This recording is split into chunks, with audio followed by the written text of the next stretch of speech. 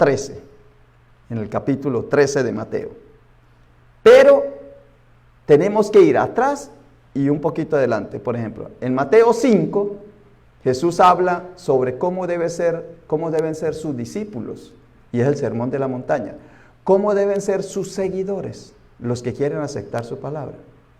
En el capítulo 10, habla Jesús, se pega otro discurso bien larguito, y habla de cómo debe hacerse la misión, cómo debemos actuar en el mundo. Entonces el discipulado, cuando Él envía a los discípulos y da unas condiciones, da unas estrategias de cómo hacer la misión. En el capítulo 13 que estamos leyendo, se dice que es las parábolas del reino. Son bastantes parábolas, son como 8 parábolas o 9, no me acuerdo en este momento. Son bastantes parábolas que las dice y son las parábolas del reino. Pero cuando uno se mete más en el Evangelio, en Mateo, lo que uno ve en el capítulo 13 en adelante es que Jesús está revelando algo. Hay una revelación, por eso es muy serio. Porque antes dice ustedes cómo deben ser, cómo deben portarse. Luego, cómo deben portarse en el mundo. Pero aquí es qué es lo que el Señor les quiere enseñar. En el capítulo 13 es revelación a través de las parábolas. Recuerda que Él enseñaba era a través de parábolas. Pero ¿qué revelación se nos da? La revelación que se nos da es que el Señor trae juicio. Pues precisamente dice, al empezar el Evangelio, dice, arrepentíos porque el reino de Dios se ha acercado. Arrepentíos, convertíos, creed en el Evangelio para que se acepte el reinado de Dios. Ahora, ¿qué pasa si nosotros no lo hacemos? En el capítulo 13 de Mateo lo explica. ¿Qué pasa? ¿Qué le sucede a los que aceptan el mensaje? ¿Y qué le sucede a los que no lo aceptan? Y a partir de ahí, ya hay un misterio diferente. Porque en el capítulo 18 de Mateo, se habla de cómo debe ser la iglesia, cómo se debe comportar la iglesia. Mire que es muy fácil, son 5 temas que habla el Evangelio de Mateo. El primero es el discipulado, el segundo es el apostolado, el tercero es la revelación que Él hace, cómo va a ser el juicio, su juicio, qué es lo que la enseñanza que Él trae. El 18 es cómo debemos permanecer nosotros en la iglesia, cómo se debe administrar la iglesia. Y el 23 y 24 es el juicio de Dios ya claramente. Pero ese mismo juicio lo encontramos en la mitad, en el capítulo 13. ¿Cómo es el juicio de Dios? Y por eso es que nosotros no nos afanamos, porque no sabemos del juicio. La iglesia que ya lleva 2000 años, cada vez que la iglesia deja de predicar algo, aparece un cisma, aparece algo diferente en la iglesia, aparece una división, aparece un conflicto cuando la iglesia deja de predicar algo. Por eso es que la iglesia se llama católica. Siempre nos han dicho que la iglesia se llama católica porque es universal. Es que como mi iglesia es universal, está en todas partes del mundo, por eso es que se llama católica. No, eso queda cortico, esa definición. Católica no es solamente universal porque está en todas partes del mundo. Católica es porque acepta totalmente la doctrina de Dios.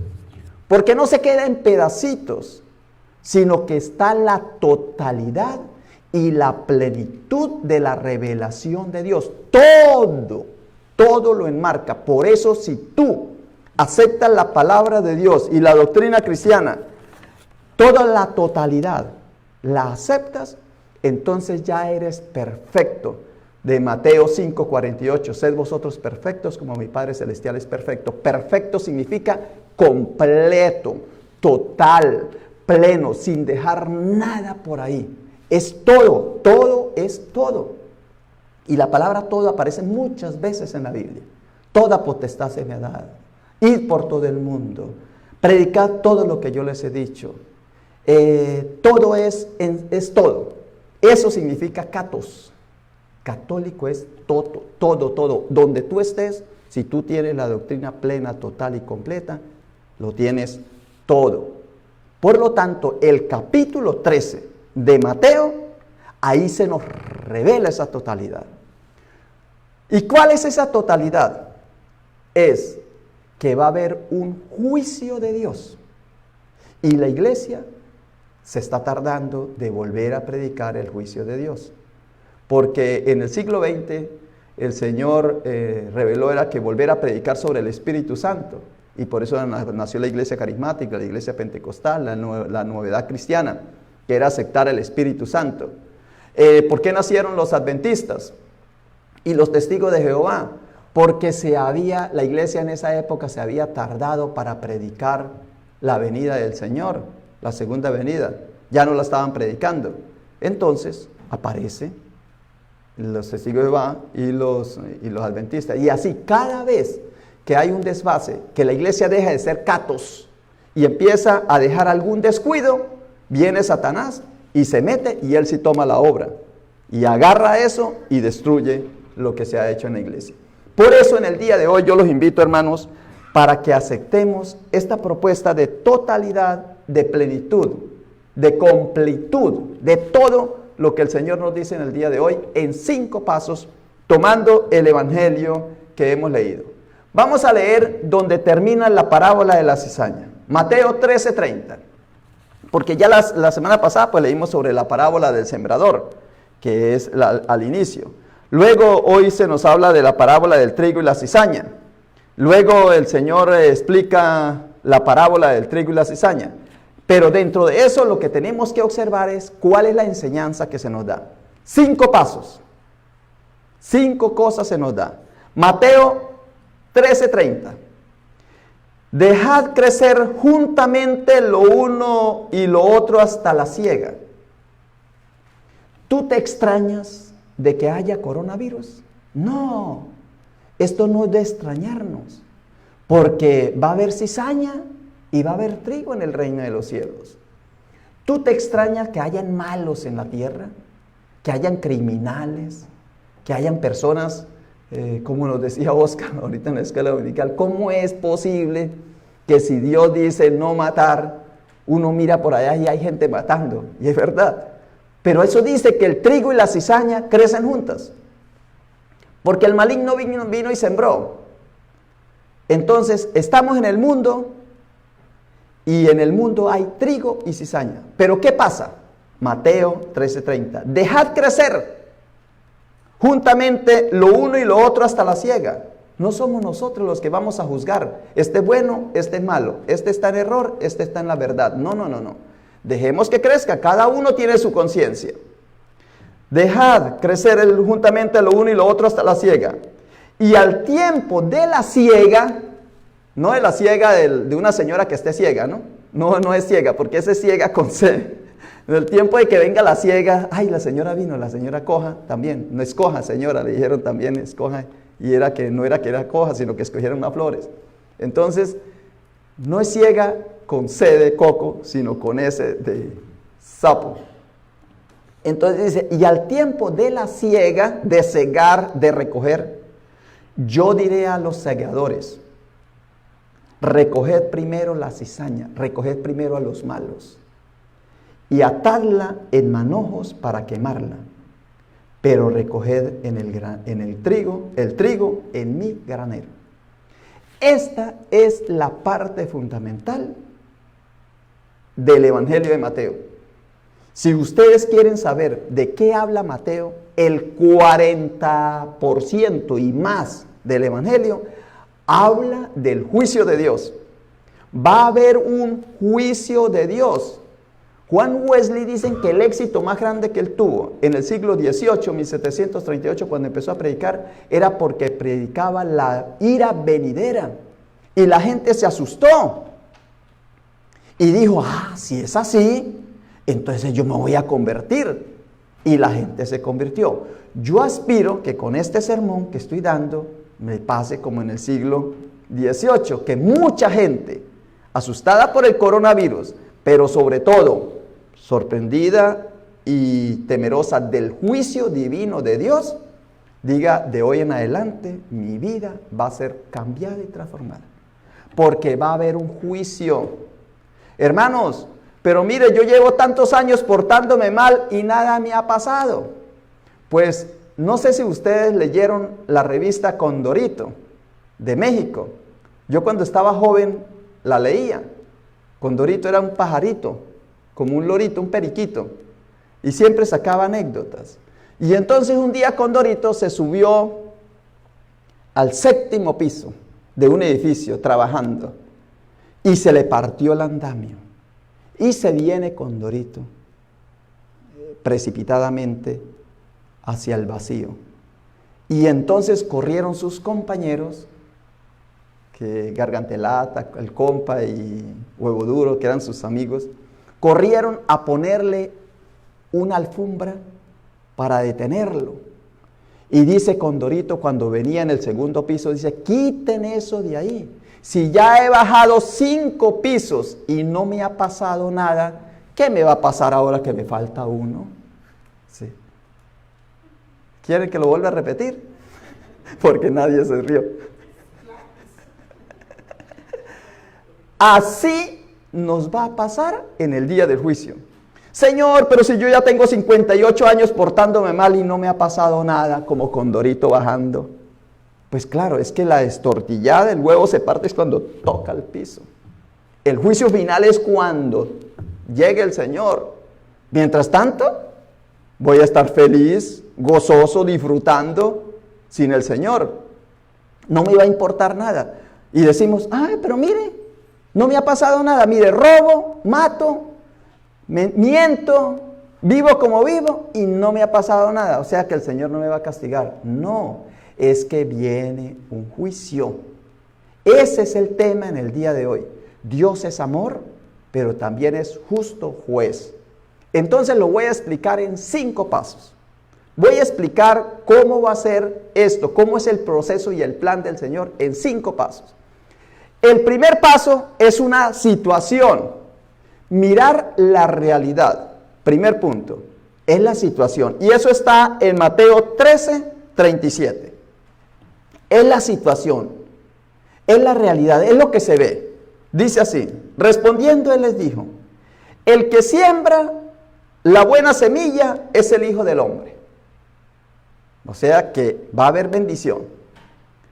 38. El campo es el mundo. Es todo lo que vemos. La buena semilla son los hijos del reino, que prediqué la semana pasada. O sea, somos nosotros los que ya hemos recibido a Cristo como nuestro Señor y nuestro Salvador. Y la cizaña son los hijos del malo. La gente del reino son los hijos de Dios. Y la maleza, la cizaña, representa a las personas que pertenecen al maligno, o sea, los hijos del malo. Cuando dice, y la cizaña son los hijos del malo, significa los que sirven al mundo. Recuerden que en el Evangelio de Mateo nos dice el Señor, no te pido que los saques del mundo, sino que los preserve del mal. Y aquí lo que debemos tener en nuestro pensamiento es que una cosa es estar en el mundo y la otra es servirle al mundo. ¿Tú a quién le sirves? Yo le sirvo a Dios, dice usted. ¿Pero dónde le sirve? ¿En el cielo? No, en la tierra, en el mundo.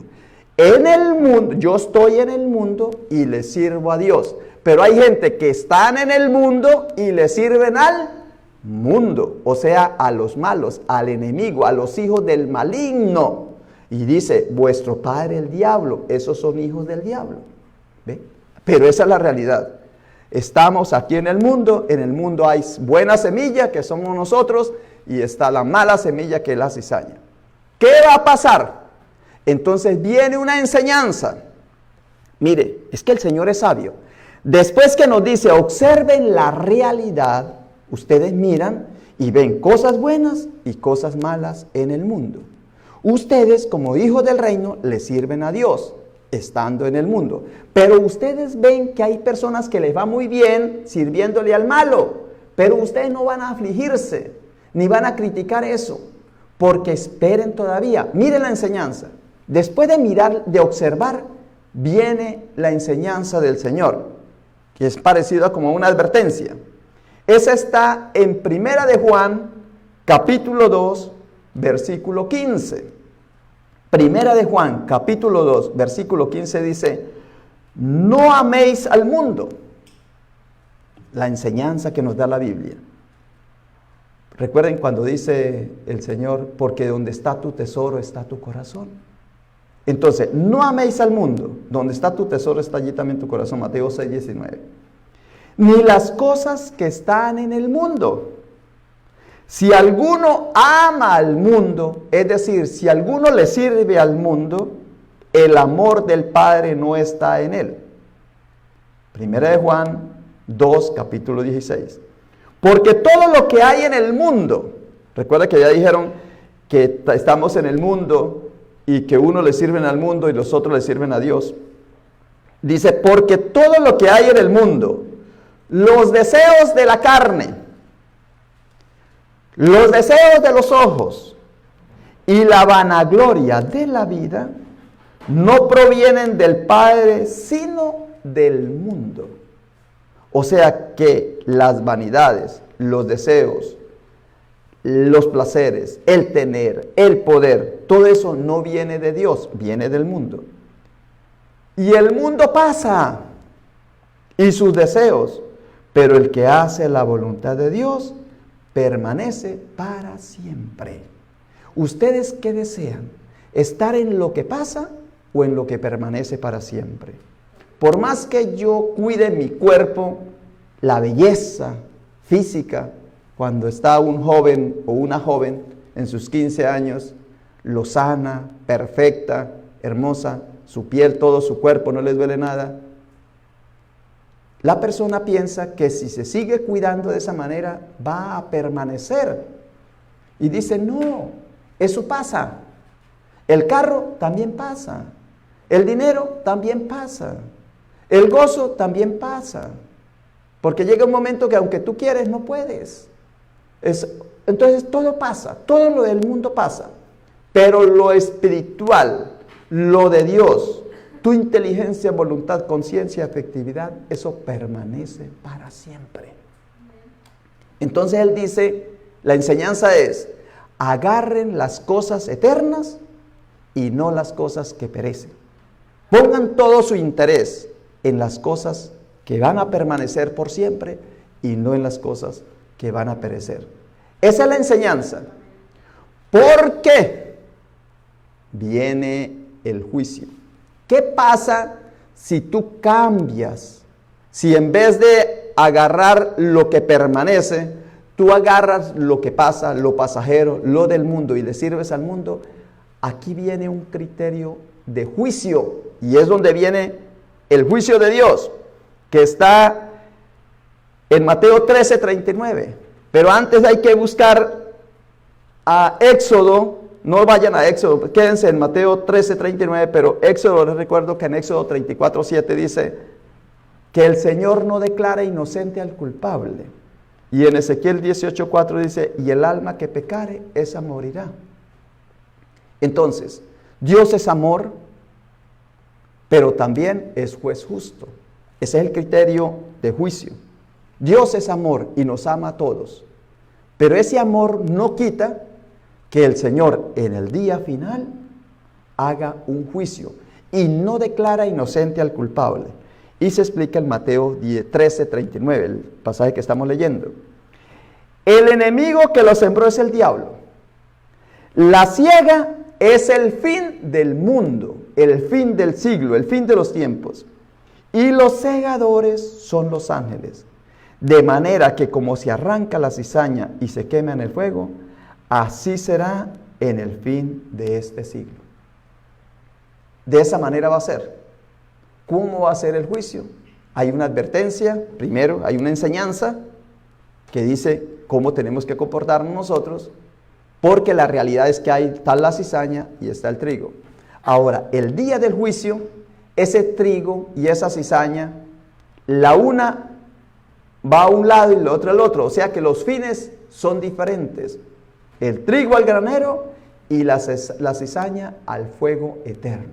¿Qué quieres ser tú en esta vida mientras disfrutas la vida? ¿Una cizaña o trigo? Porque dice la palabra, el trigo va a ser protegido, la cizaña va a ser quemado. Esa es la enseñanza que nos da. Y entonces uno dice, sí, Señor, ¿y cómo lo puedo hacer? Si son esas ganas, esas ansias que yo tengo, Señor, como el niño con el dulce, como el ratón con el queso, Señor. ¿Cómo puedo yo hacer para hacer? Yo quiero ser trigo, Señor, y yo acepto la enseñanza tuya, Señor. Pero ¿cómo hago, Señor? ¿Cómo hago para yo dejar de pecar? Para yo dejar de sentir tanto apetito, así como siento algo atractivo con un bistec, al que le gusta la carne, o con un buen pescado, o con un buen pastel, una torta, el que le gusta la torta, con un buen chocolate, así siento yo con el pecado, Señor. ¿Cómo hago, Señor? ¿Qué puedo hacer? Mire, mi carne es débil, no hay nada perfecto. Señor, ¿cómo tengo que hacer? Entonces el Señor dice, aquí estoy yo. Juan 17:15. No ruego que los quites del mundo, sino que los guardes y los protejas del mal.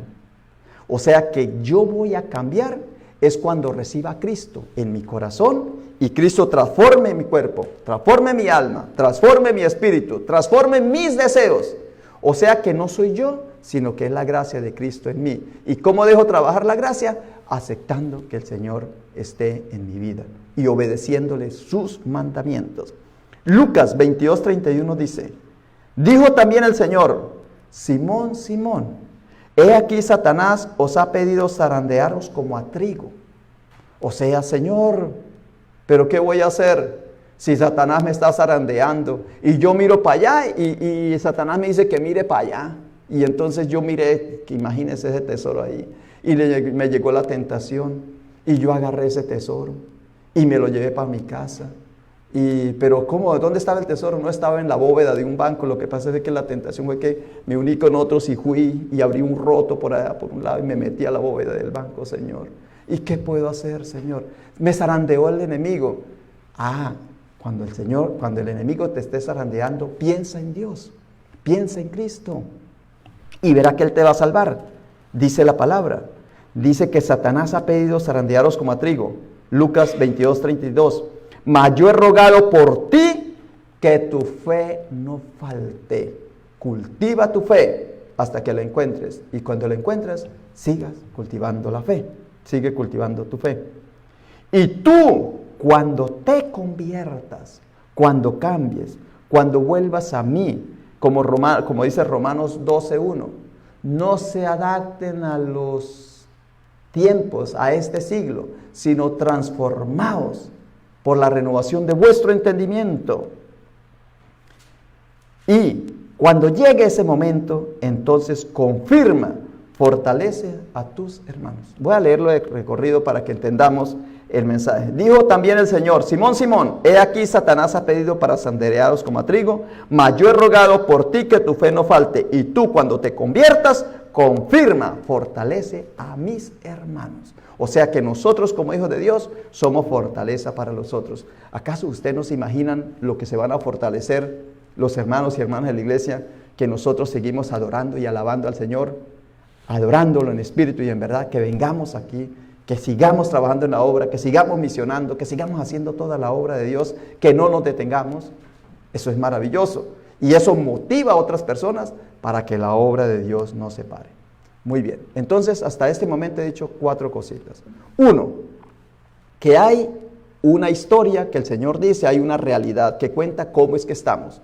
Hay trigo, hay cizaña, Dios sembró el trigo, la cizaña la sembró el enemigo, nosotros somos el trigo, somos la semilla maravillosa de los hijos de Dios, y el enemigo trae la cizaña. No te asombres de que haya maldad en el mundo, porque siempre la va a haber. Y tú no te creas héroe ni redentor, porque tú no lo vas a ser capaz de quitar. No eres tú no puedes, no tienes que fijarte en lo del malo, porque si uno se fija en lo que están haciendo los malos, pues no puede uno hacer nada.